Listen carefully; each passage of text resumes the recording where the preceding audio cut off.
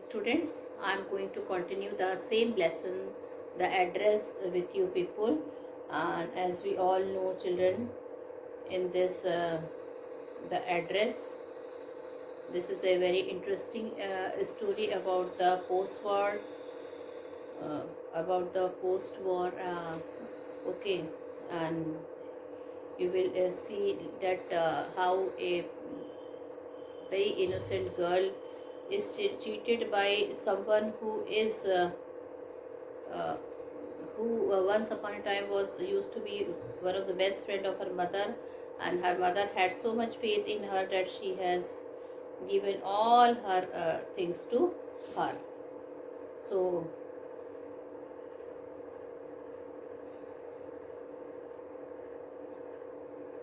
now here, so children, I'm going to be telling you about the address which we were doing. So the story is about the human predicament that follows the pre-war and post-war period. Mrs. S, who was a Jew, was a rich lady, and whereas Mrs. Darling was a non-Jew lady, um, the girl daughter of Mrs. S had lost her house and her mother during the war, and now she had decided to come back to take her possession from Mrs. Darling, an acquaintance whose address was given by her mother years ago. When she reached the house, the woman treated her with a cold reception and did not let her into the house.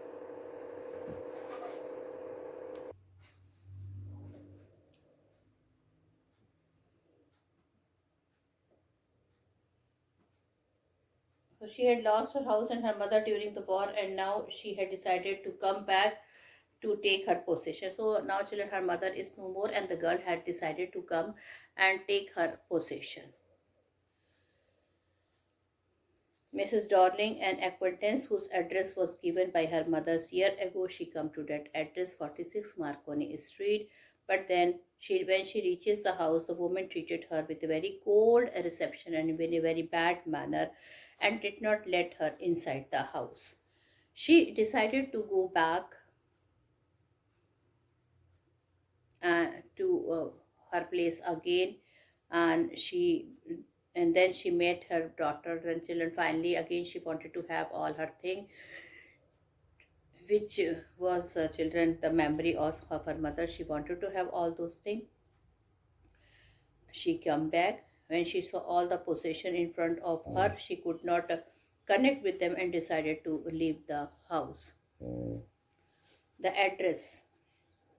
Now children, after ringing the doorbell of Mrs. Darling, who lived in at number 46 Marconi Street, the protagonist was given a cold reception, and Mrs. Darling took much time to recognize her. Mrs. Darling had thought everyone in the protagonist's family was dead and asked if anyone else had come along with her. Mrs. Darling refused to let the protagonist inside her home and told her to come back sometime later. The protagonist recognized her mother's green cardigan. First, she get confused whether she had reached to the same place or not. But when she had seen the green children cardigan, which was a knitted cardigan, when her mother also she used to put it, then she is satisfied that she has reached in the same house. The protagonist recognized her mother's green cardigan, which Mrs. Darling was wearing.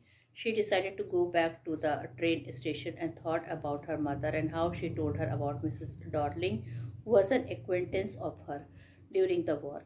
Mrs. Darling would visit their house and take their possession with her, as she did not want them to get lost if they ever left the place. Mrs. Darling had a broad back.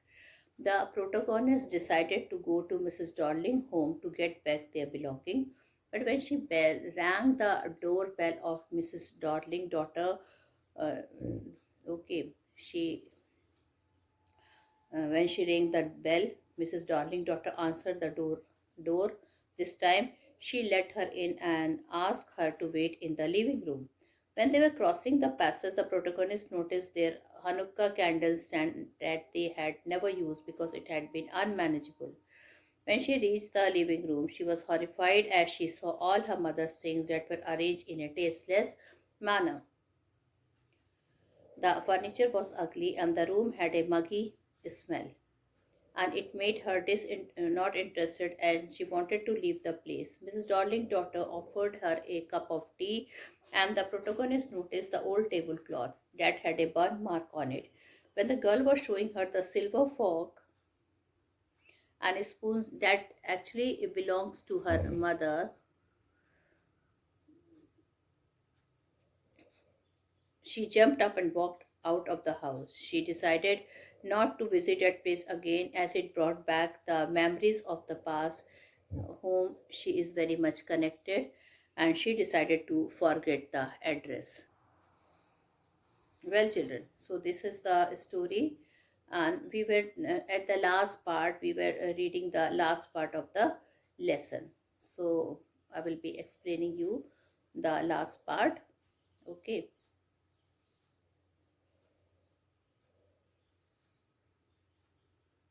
So I was here. I had remembered it, but I had waited a long time to go there. Initially, after the liberation, I was absolutely not interested in all that stored stuff. And naturally, I was also rather afraid of it. Afraid of being confronted with things that had belonged to a connection that no longer existed, which were hidden away in cupboards and boxes and waiting in vain until they were put back in their places again, which had endured all those years because they were things. But gradually everything became more normal again. Bread was getting to be a lighter color. There was a bed you could sleep in unthreatened, a room with a view you were not more used to glancing at each day. And one day I noticed I was curious about all the possession that must still be at that address. I wanted to see them, touch them, remember them. After my first visit in vain to Mrs. Darling's house, I decided to try a second time. Now, a girl of about 15 opened the door to me. I asked her if her mother was at home. No, she said, my mother's doing an errand. And no matter, I said, I will wait for her. Now, children, here, liberation means liberty or free. Okay, liberation means here liberty or fleeing. Then the second word is endured,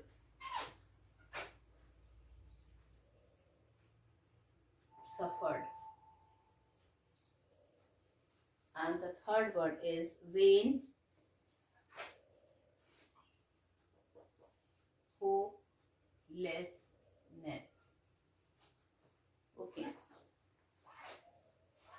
so these three words are there. Okay, and children, now the explanation of these. The She remembers the address, but she took too long to visit the place. After the freedom, she was on one hand not interested, and on the other was afraid. She was afraid of getting confronted with the past memories and connection that no longer existed. Connections were hidden in cupboards and boxes. It seemed that those memories were waiting in vain to put them back to their places as they had suffered all these years because they were only things. Things were getting normal in the protagonist's life, but one day she got curious about all the things that were still at that address. She wanted to see them and touch them. After the first hopeless visit, she decided to try one more time. So, when she reached Mrs. Darling home, a girl of 15 years opened the door. Protagonist asked her about her mother. She told her that she was outside doing some errands, to which the protagonist decided that she would wait for her. I followed the girl about the passes. An old fashioned iron Hanukkah candles holder hung next to a mirror. We never used it because it was much more cumbersome than a single candlestick. Won't you sit down? Asked the girl. She had opened the door of the living room, and I went inside past her.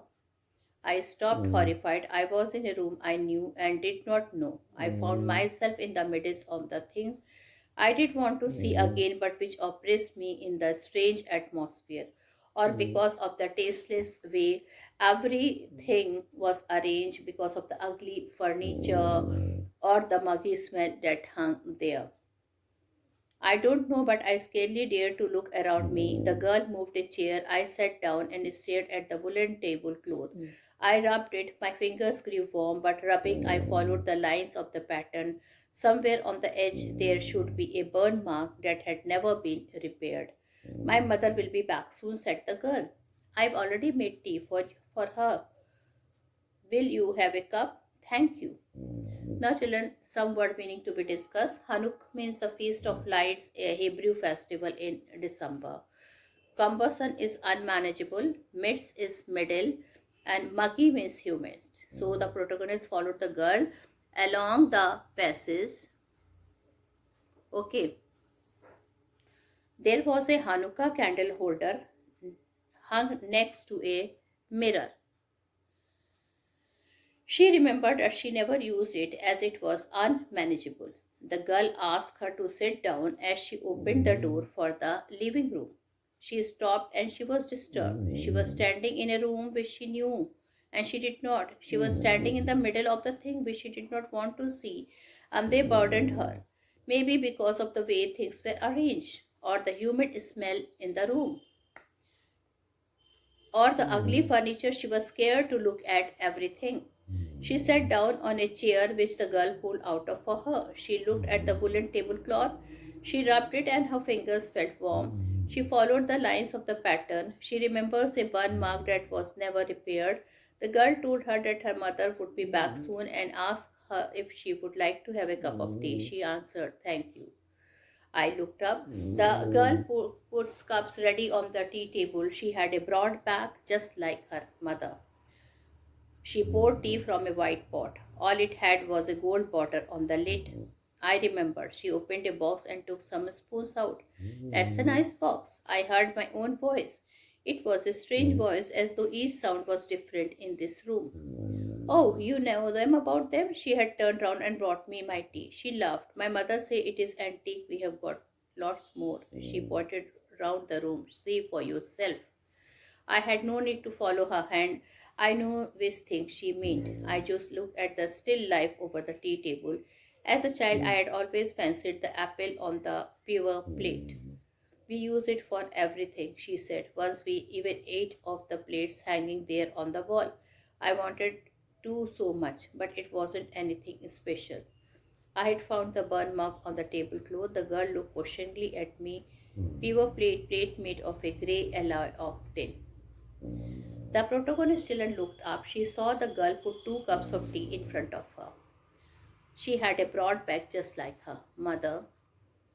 She poured tea from the teapot as it had a gold bottle on the lid. She opened the box and took some spoons out of it. The protagonist complimented the girl about the box. She felt weird hearing her own voice. Weird means strange. It was sounding different to her. As the girl turned to give her a cup, she asked if she knew about the box.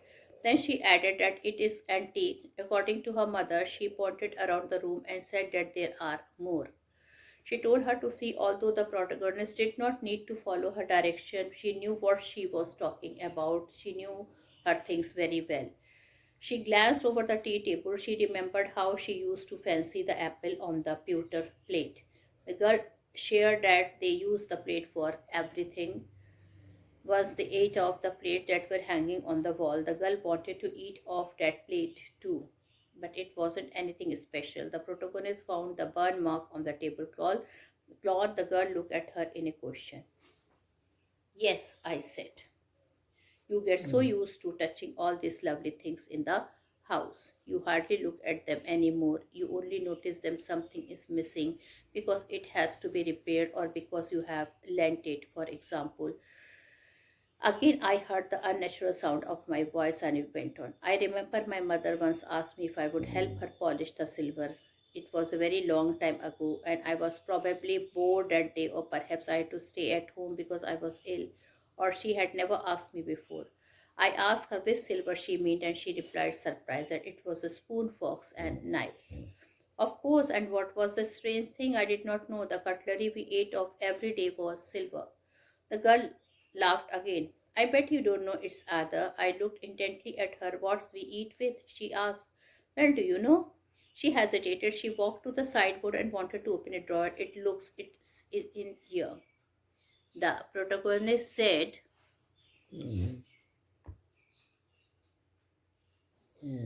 yes, and told her that when you are so used to touching things into your house, you hardly notice anything. You only notice when something is missing or it needs to be repaired or because you have lent it. She again found her voice to be unnatural. She continued. She told the girl that once her mother asked her if she would help her polish the silver. It was a long time ago and she was bored that day. She had to stay that day, maybe as she was ill. She asked her mother what silver she is talking about. Her mother said it was the spoon, knives, and forks, but she did not know that it was silver. The girl laughed and said that she bet she did not know it was either, was with what they ate with. The girl protagonist asked if she knew. The girl hesitated and walked to the sideboard and opened a drawer. She said she would see if it was there. Now I jumped up. I was forgetting the time I must catch my train. She had her hand on the drawer. Don't you want to wait for my mother? No, I must go. I walked to the door. The girl pulled the drawer open. I can find my own way. As I walked down the passage, I heard the jingling of spoons and forks. At the corner of the road, I looked up at the nameplate Marconi Street. It said I had been at number 46. The address was correct, but now I did not want to remember it anymore. I would not go back there because the objects that are linked in your memory with the familiar life of former time instantly lost their value when served from them. You see them again in a strange surrounding. And what should I have done with them in a small rented room where the shreds of blackout paper still hung along the windows and no more than a handful of cutlery fitted in the narrow table drawer? I resolved to forget the address of all the things I had to forget that would be the easiest. Now, jingling here means ringing. Now, let me explain. So, children, the protagonist jumped up and said she forgot the time as she had to catch the train. Now she had to go and she forgot to, children, she wanted to forget everything. She thought of what she would have done with a small rented room where blackout paper hung over the window and no cutlery fitted in the rented drawer. She finally resolved on forgetting the address at it would be easiest. Now, children, I would like to discuss with you, children, question answer, textbook, textual question answer. Okay.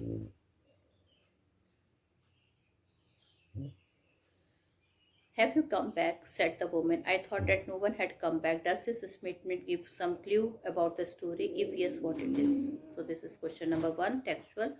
The quoted statement gives us a clue about the story. It means that the two families were acquaintances who knew each other and stayed nearby. During the war, many families left the land to take refuge in another place, while some of the families stayed back at the same place. Mrs. Dowding thought that the family of Mrs. S died during the war, and that is why she gave such a cold reaction to the girl who came to visit her.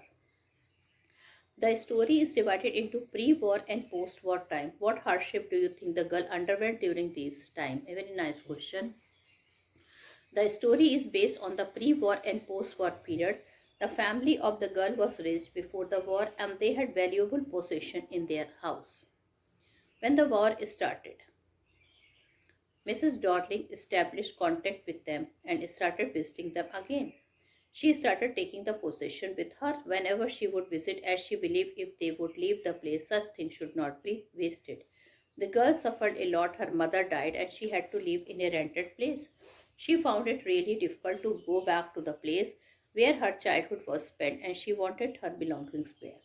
When she went to meet Mrs. Darling, she noticed how the things were arranged in a tasteless manner. She could no longer connect to them and she lost her interest in them. and partly she was afraid. The girl finally decided to leave the house and forget the address. Why did the narrator of the story want to forget the address? So, narrator of the story want to forget the address because Mrs. Darling kept the valuable item in her house until the war was over, as she did not want them to lose during the war in case they decided to leave the place. Okay, so they decided to leave the place during the war. In case they decided to leave the place, her mother gave her the address of Mrs. Dorling, 46 Marconi Street.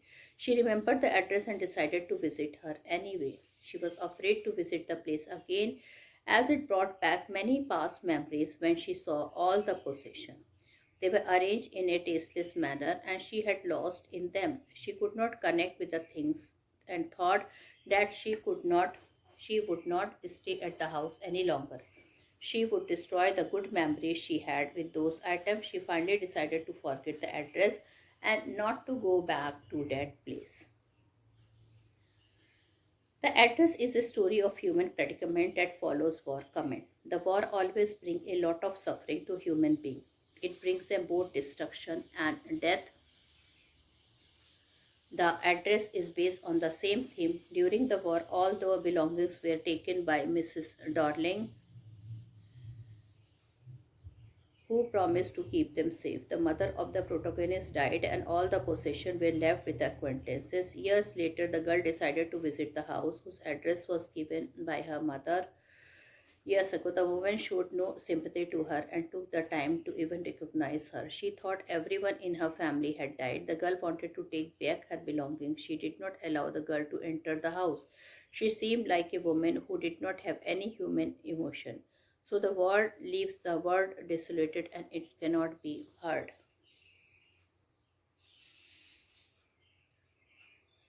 So children, you can see these were some of the textual question answer of the lesson. Then, children, we can write who lived at number 46 Marconi Street. Mrs. Darling lived at number 46. How does the narrator recognize Mrs. Darling? The narrator recognized Mrs. Darling from the green knitted sweater she was wearing that belonged to the narrator's mother. Okay. What was the reaction of Mrs. Darling when the narrator said she is the daughter of Mrs. S? Mrs. Darling reacted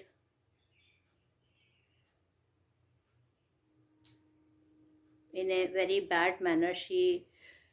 On seeing the narrator, she held her hand against on door, not wanting to open it any further. She could not recognize the narrator and looked at her without uttering a word. How did narrator got confirmed of her doubt when she saw that she was wearing the green knitted sweater? Then she was confirmed that she is Mrs. Darling. And the narrator observed that the button turned pale due to washing, and as soon as she looked at the cardigan, Mrs. Darling hid herself behind the door. This reaction from Mrs. Darling confirmed the narrator of her doubt. Who gave the address to the narrator and why? The address to the narrator was given to her by her mother years ago during the first half of the war. The narrator returned home for a few days and realized that various materials and objects were missing in room. So her mother told her about Mrs. Darling and gave her the address. What did the narrator mother tell her about Mrs. Darling? Mrs. Darling was an acquaintance of the narrator's mother. Her mother had not seen her for several years. One day, Mrs. Darling suddenly turned up to the narrator's mother and renewed their contact. It was the habit of Mrs. Darling to take something from their house every time she left, such as table, silver, antiques, etc. What reason does the narrator give to explain that she might be mistaken? The narrator thought that the woman who opened the door is not Mrs. Darling, as she refused to recognize her. So the narrator tells her that she had seen her only once for a brief interval and that 2 years ago. Secondly, she thought she probably rang the wrong bell. What reason did Mrs. Darling give to the narrator's mother to take her belonging? As the woman Mrs. Darling and the narrator mother were familiar with each other, they both had gained the trust of one and another. Mrs. Darling gave reason to take away the belongings of the narrator's mother that she would store their belongings at a safer place because she wanted to save all her nice things. She details her that they might lose everything if they ever had to empty the place. What were the things that the narrator remembers about Mrs. Darling from their first meeting? The narrator does not remember much about Mrs. Darling from their first meeting, but she remembers some details such as Mrs. Darling was a woman with a broad back. On their first meeting, she wore a brown coat and a shapeless hat. In that meeting, only she had picked up a heavy suitcase lying under the coat rack and left their house. She remembered that she lived at number 46 Marconi Street. Why did the narrator waited for a long time heading to the address her mother gave?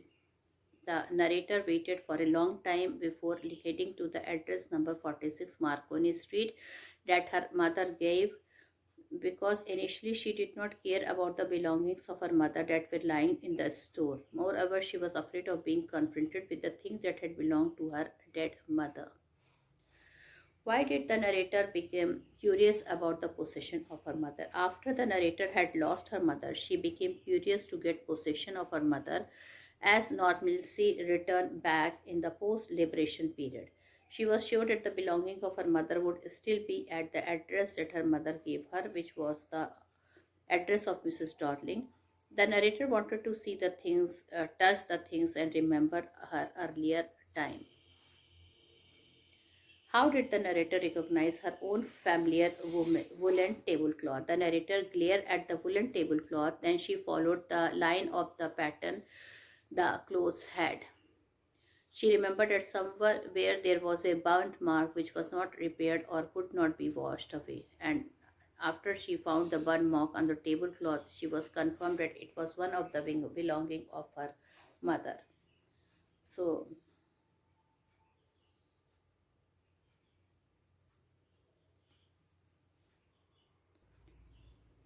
now some long question.